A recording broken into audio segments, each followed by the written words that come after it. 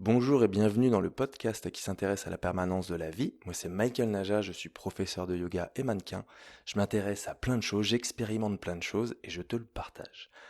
Aujourd'hui on est dans la partie 3 du yoga, donc du sujet sur le yoga. La partie 3, on va aborder un peu les professeurs de yoga quand tu es déjà devenu professeur de yoga et le business autour du yoga. La partie 2 c'était les formations de yoga et la partie 1 c'était le yoga en général, comment on y vient. Donc je t'invite à aller écouter ces autres parties si t'as pas écouté, tu les as pas écoutées. Donc le yoga, quand tu es devenu prof, donc tu as découvert le yoga, tu avais envie de chercher quelque chose de plus profond, la spiritualité ou autre, ou même le physique, tu es allé te former au yoga et maintenant tu veux être prof. La réalité dans tout ça, parce que moi ça fait 6 ans que j'enseigne le yoga, j'ai eu de la chance parce que je me suis formé en Inde, je suis rentré en France en 2018 et là il y avait un gros boom du yoga. Et on cherchait surtout plein de professeurs mecs en yoga. Donc moi j'étais revenu à Paris pour enseigner, mais j'habitais à Annecy, c'est là que j'ai changé de ville. La belle nature, le kiff. Et du coup j'enseignais à Paris, et là il y avait énormément de demandes. J'ai eu beaucoup de demandes, j'ai travaillé de fou. Il y avait des ateliers à foison, c'était hyper bien payé, enfin génial. J'ai gagné super bien ma vie dans ce métier pendant, tu vois, 6 ans. Ensuite, j'ai enseigné que à Annecy, où j'ai travaillé uniquement dans un seul studio, mais je me pillé pas partout. Je suis devenu manager et voilà, je bossais que là-dedans. Ça marchait très bien aussi. La réalité aujourd'hui, c'est que si tu te formes au yoga et que tu veux tout plaquer, c'est assez compliqué de gagner sa vie qu'avec ça. Je m'explique là-dessus. À l'époque, il y avait beaucoup de demandes. Il y a toujours eu beaucoup de profs, mais là, il y en a encore plus parce qu'il y a énormément de formations. Donc, il y a beaucoup de personnes qui se forment au yoga. Faut pas oublier la réalité de tout ça, c'est que plus il y a personnes qui se forment au yoga, bah moins il y a de disponibilité dans les studios pour les nouveaux professeurs, et moins il y a d'élèves dispo qui sont pas déjà avec un prof de yoga, même quand tu travailles en privé. Donc faut pas oublier que oui, si tu te donnes à fond, que tu te formes au yoga, tu crées un super truc, super communication, tu rencontres du monde, tu vas chercher les gens. Évidemment, tout business peut se créer et tout le monde peut gagner sa vie, peu importe ce qu'il fait, peu importe ce qu'il entreprend, à n'importe quel moment. Mais il y a quand même la réalité. Faut se rendre compte qu'aujourd'hui, si tu deviens professeur de yoga, je vais te dire sur 10 personnes, il y en a une voire deux qui vont en faire leur métier. Moi, c'est la réalité que j'ai vue.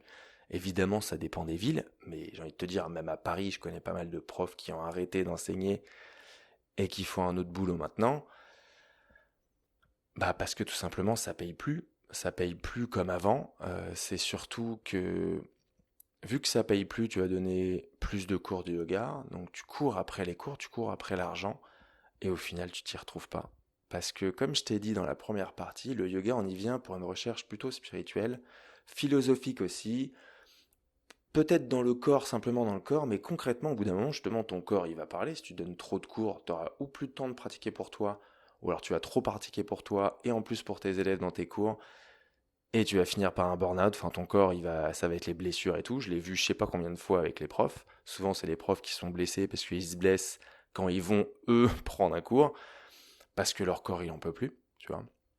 Et si tu es en recherche de spiritualité, si tu veux aller plus loin pardon, dans le yoga, et ben si tu es là en train de rechercher des cours, toujours plus d'argent, toujours plus de revenus, et ben tu vas voir qu'au bout d'un moment, en fait, le yoga, ça va plus être aussi passionnel qu'avant, et il va y avoir un gros décalage entre ta pratique perso, ta recherche perso et ton enseignement.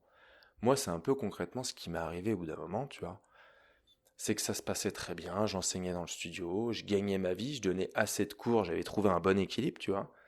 Mais encore une fois, bon, je vis à Annecy, la vie elle est chère à Annecy, à Paris je t'imagine même pas, je pense que c'est beaucoup bien pire.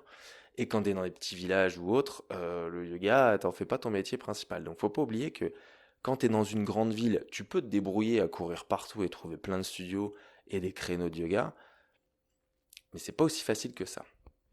D'ailleurs, pour revenir un peu à la base, si t'es devenu prof, si t'es en formation, ce qu'il faut faire pour enseigner, c'est d'aller démarcher. Tu vas démarcher des studios de yoga, tu vas rencontrer des professeurs de yoga, tu peux leur proposer d'être leur remplaçant, leur remplaçante.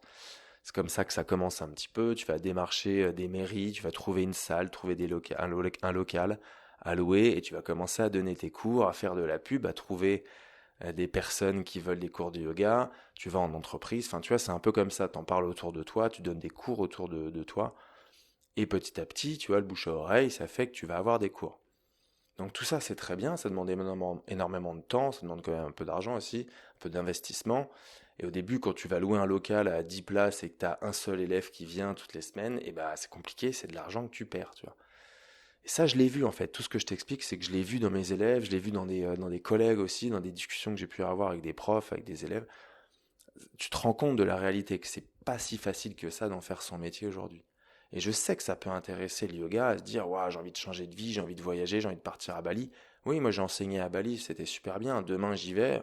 Je pense pas gagner ma vie comme aujourd'hui, comme avant. Enfin, je pense même pas, tu vois. Et j'en ai pas envie en fait, parce que ça va me gâcher le bon côté du yoga où t'enseignes, t'es à la cool, tu vis ta good vibe là, t'es bien tout le temps. Non, là, tu vas devoir courir après tous les cours de yoga. Tu vas donner cours de yoga quand les autres ils sont dispo à faire la fête ou à faire l'apéro avec les potes. Ça, je te le dis parce que c'est un truc qui me pesait pendant un moment. C'est que quand je me baladais dans Annecy pour aller donner mon cours de yoga et je voyais tout le monde qui profitait du soleil en terrasse. Et franchement, ça fait mal parce qu'en fait, au moment où les gens y profitent, toi, tu te donnes cours, tu vois. Et il y a un gros décalage. Tu peux finir tard, tu finis à 23 heures, tu manges hyper tard, tu donnes cours le matin, le midi, t'es dispo l'après, mais en milieu de matinée, et il n'y a rien à faire en fait, tu vois. Enfin, si, il y a plein de choses à faire, mais tu comprends ce que je veux dire. Il n'y a personne avec toi, c'est ça que je voulais dire. Donc en fait, tu vois, quand tu arrives dans le métier, quand tu commences à donner cours et que tu te rends compte que déjà tu es décalé avec la société, que tu es obligé de courir après tes cours, que tu donnes énormément de cours, tu perds un peu la passion de donner.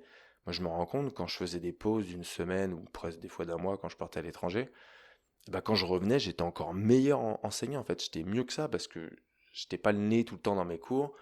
Je faisais autre chose et ça me ramenait un peu aux bases, quoi, aux basiques.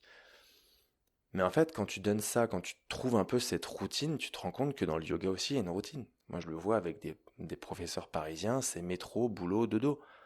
Et leur boulot, c'est le yoga, tu vois. Mais c'est la même chose, en fait. Ils courent après les cours, ils courent après l'argent, ils n'ont pas le temps de prendre soin d'eux, ils n'ont pas de week-end, parce que tu travailles le week-end, tu travailles le soir, il n'y a pas trop de règles, tu travailles les jours fermés, tu travailles en vacances, enfin. Donc finalement, tu te rends compte que c'est pas si foufou que ça fait pas si rêver que ça, du moins qu'avant, quand moi je suis rentré dedans. Alors moi, ça me faisait pas rêver, c'était pas ça que je voulais faire comme métier, c'est un peu arrivé comme ça, j'ai juste kiffé enseigner à Bali, je suis rentré en France et j'ai eu du boulot. Et là, évidemment, il y a plein de trucs à faire. Tu commences à donner cours, après tu donnes des retraites de yoga, tu organises des séjours, tu vas donner cours à des festivals, tu rencontres du monde, encore plus de monde, je suis devenu formateur de yoga. C'est génial, évidemment, tu peux évoluer dans tout ça. Tu n'es pas obligé de rester que professeur de yoga. Et aujourd'hui, il y a les plateformes de yoga, donc ça aussi, c'est génial. Mais après, il faut pas se leurrer. Si tu es un professeur pas connu et que t'as pas de l'argent à mettre dans la communication, ta plateforme, il y aura personne qui va s'inscrire dessus. Donc tu vois, il y a plein de plateformes qui sont lancées grâce au Covid, parce que c'est ça qui a fait gonfler les plateformes. Des professeurs qui étaient pas connus ou autres, qui marchent grave sur les réseaux sociaux. Donc à part si tu fais un petit buzz sur les réseaux sociaux, je t'avoue qu'une plateforme aujourd'hui, d'un professeur que tu connais pas, bah, est-ce que tu vas t'y inscrire? Tu sais même pas c'est qui. Alors qu'il y a plein d'autres plateformes super connues qui sont moins chères en plus, où tu découvres plein de profs. D'ailleurs, si tu t'inscris sur une plateforme, je te conseille toujours les plateformes où tu as plusieurs professeurs différents. Un plateforme avec une seule prof, pareil, comme je t'ai dit dans la partie 2 des formations de yoga, ce professeur ne peut pas tout connaître, il ne peut pas tout savoir, même s'il y a plein de styles, plein de variétés dans ses cours. Il ne peut pas tout connaître, il ne peut pas être meilleur dans tout ça. Donc vraiment, c'est de privilégier les plateformes où tu découvres plein de professeurs, pardon, plein de styles.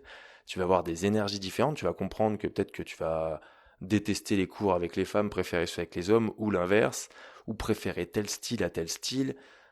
Vraiment, tu vas découvrir vraiment plein de choses comparé à la plateforme d'une personne ou qui sort de nulle part, ou juste qui a été connue par le biais de je ne sais quoi. Et tant mieux en vrai, mais c'est juste, si tu veux mon conseil, choisis plusieurs professeurs. Parce qu'en tant que professeur de yoga d'ailleurs, et même en tant qu'élève, tu te dois d'être ouvert aux autres, d'aller découvrir d'autres façons de faire. Même si tu as l'habitude, même si tu es bien avec ton prof, tu te rends compte que le yoga c'est ça, le yoga c'est l'ouverture, c'est la découverte, et c'est pas rester tout le temps sur la même chose, c'est s'ouvrir aussi. Parce que toi tu dois trouver ton équilibre. Tu vas peut-être le trouver avec ce professeur qui t'a changé la vie et tu surkiffes, tant mieux, hein. Mais en vrai, un bon professeur, il te dira d'aller voir ailleurs aussi. De pas rester que sur ses mots, sur sa façon de faire, sinon ça devient un gourou en fait. C'est toujours la même chose. Si t'es aveuglé par ça, et moi j'en ai vu plein des profs comme ça en fait, qui te vendent du rêve, qui te font des discours de ouf, et en fait, à côté de ça, ça n'assume pas. Les élèves, ils veulent tout d'eux, mais les professeurs n'assument pas. Enfin, ou alors tu vois que c'est pas la même chose que ce que tu vois sur les réseaux. Enfin, tu vois, bon, c'est toujours la même chose. Il n'y a pas que ça dans le yoga. Mais c'est quand même quelque chose qui m'a déçu dans le yoga. Moi qui suis mannequin, qui viens d'un milieu où justement c'est tout sur l'apparence, sur le physique, bah en fait c'est assumé. Tu vois, quand t'es mannequin, t'assumes, tu vois. Et limite, tu vois, moi je me sentais mal quand j'arrivais en soirée. Il y a un pote qui disait que j'étais mannequin, tout le monde venait me voir et tout. Franchement, c'était chiant. Parce que du coup, t'as l'impression d'être je sais pas qui alors que t'es personne. Et alors, à contrario, dans le yoga, mais les gens, ils sont pète cul au pas possible. Ils arrivent, ils ont un ego comme hack, parce qu'ils sont profs, parce qu'ils ont des followers, parce que, je sais pas, leurs élèves leur disent toujours que c'est génial, ils ont le sourire. Alors c'est trop bien, moi ça me fait trop plaisir quand mes élèves, ils ont le sourire à la fin du cours, qu'ils se sentent trop bien, qu'ils vont en parler. Enfin, évidemment, c'est trop cool. Mais tranquille, en fait, tu vois. Je suis personne. Et vraiment, j'ai vu beaucoup plus d'ego, je l'ai déjà dit ça dans un podcast, hein, j'ai vu plus d'ego dans le yoga que dans le mannequinat, tu vois. Et c'est dommage. Et en fait, c'est ultra décevant. Moi, j'ai été déçu par des professeurs de yoga avec qui j'ai pu travailler, avec qui j'ai pu fonder des choses. Mais c'est la vie, c'est comme ça, c'est comme dans tout, en fait. On peut pas s'entendre tout le temps, on peut pas, tu vois, ça peut pas être tout beau, tout rose. Du moins, peut-être que pendant un temps, ou alors tu te rends compte que non, cette personne, elle faisait de la merde, ou elle n'était pas du tout correcte. Et ça existe dans le yoga, tu vois. Il y en a dans le yoga, ils pensent que à l'argent, il y en a qui pensent que à justement donner, enfin être un peu, avoir ce côté un peu gourou, ils veulent donner absolument un message et que tu suives le message et ils se disent bah attends moi j'ai appris, enfin en fait ce qui peut arriver souvent c'est que le professeur a découvert un yoga ou une forme ou quelque chose, un style qui lui a changé la vie et va se dire bah vu que ça m'a changé la vie à moi, ce style exactement ça, ça va changer la vie à tout le monde. Mais tout le monde ne fonctionne pas de la même façon. C'est pour ça qu'il faut absolument s'ouvrir à tout le monde. Et là, je sais que je vais me prendre des trucs dans la gueule, mais je m'en fous, faut dire les choses comme elles sont, tu vois. Tout courant, tout style de personne qui suit justement un courant bien précis, c'est toujours la même chose, c'est sectaire, et ça devient des gourous, et ça devient n'importe quoi en fait. Ça a toujours été comme ça. Il y a un moment, il faut s'ouvrir au monde, tu vois. Et c'est pour ça que le yoga, il n'y a pas de religion, tout le monde est la bienvenue, que tu sois une femme, un homme, ou ce que tu veux. Parce que bon, on est bien ouvert aujourd'hui et tant mieux, tu vois. Mais justement, le yoga, c'est ouvert à tout. À tout, tout, tout. Et en fait, peu importe si tu viens de religion, peu importe le pays d'où tu viens, peu importe le genre que tu es, c'est ouvert à tout le monde. Donc c'est hyper important de comprendre ça, comprendre que le yoga, tout le monde peut en faire. Il y a plein de styles, plein de variétés pour tout le monde. Il faut absolument rester ouvert, découvrir plein de styles, découvrir plein de professeurs différents. Voyager, c'est encore mieux, parce que voyager, c'est l'école de la vie. Aller faire du yoga à l'étranger, tu vas te rendre compte plein de choses, et ça se trouve, ça va être encore plus nul. Moi, ça m'est déjà arrivé. Cambodge, j'ai vécu le pire yoga Kundalini de ma vie. Mais ouvre-toi au monde. C'est juste ça, je vais finir là-dessus. Le yoga, c'est l'ouverture, c'est l'union du corps et de l'esprit. C'est une recherche qu'on peut avoir toute sa vie. Moi, j'ai trouvé l'équilibre, là j'ai 34 ans, je l'ai trouvé il y a peut-être 2 ans, mon équilibre, et j'en suis trop fier, je suis trop heureux, et je continue à évoluer et à comprendre plein de choses, et c'est pour ça que je vais continuer à le partager aussi. Mais c'est pas fini. Donc si t'es dans ce chemin, si t'es déjà formé, va t'ouvrir encore à d'autres, essaye de tout donner pour avoir justement pour en vivre si vraiment c'est ça qui te passionne. Si tu galères, eh ben, comprends qu'il va peut-être falloir que tu aies un métier à côté et comme ça tu pourras garder l'enseignement en côté passionnel et au moins tu vas arrêter de te morfondre et te stresser peut-être à cause de ça. Si t'es pas encore formé et que ça t'intrigue, bah franchement vas-y, on devrait tous se former au yoga. On devrait pas tous devenir enseignants parce qu'on n'est pas tous faits pour ça. Par contre, on devrait tous se former pour comprendre un peu comment on peut changer notre quotidien et comment on peut vivre mieux tous les jours. Voilà, j'espère que ce podcast t'aura plu. Je t'invite à le partager, à commenter vraiment. Les commentaires, ça fera toujours du bien. Le partage aussi. Ça va peut-être parler à d'autres personnes, faire réfléchir les gens là-dessus. Et les commentaires, les histoires, ça aide énormément. Moi, j'adore, je kiffe. Donc, n'hésitez pas à le faire. Et peu importe ce que tu es en train de faire, profite de ta vie pleinement. Ciao.